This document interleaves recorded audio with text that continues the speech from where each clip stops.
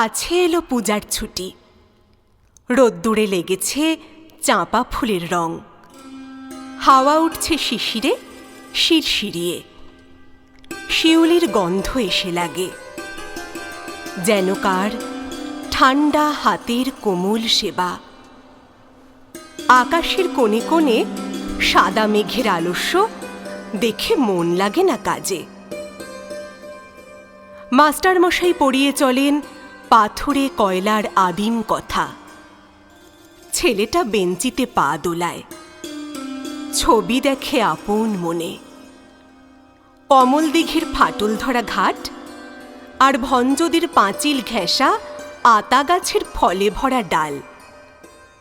আর দেখে সে মনে মনে তিসির খেতে গোয়ালপাড়ার ভিতর দিয়ে রাস্তা গেছে এঁকে বেঁকে হাটের পাশে নদীর ধারে।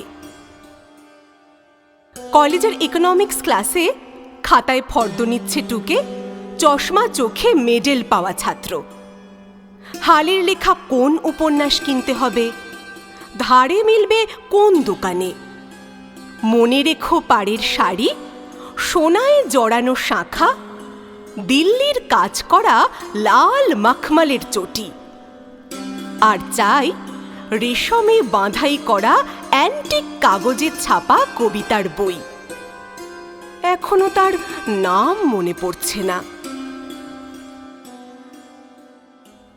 ভবানীপুরের তেতালা বাড়িতে আলাপ চলছে সরু মোটা গলায়। এবার আবু পাহাড় না মাদুরা, না ডালহৌসি কিংবা পুরী, না সেই চিরকেলে চেনা লোকের দার্জিলিং।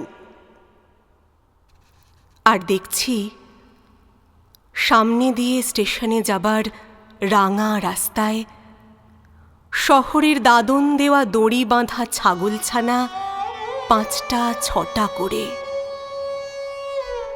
তাদের নিষ্ফল কান্নার স্বর ছড়িয়ে পড়ে কাশের ঝালর দোলা শরতের শান্ত আকাশে। কেমন করে বুঝেছে তারা এলো তাদের পূজার ছুটির দিন।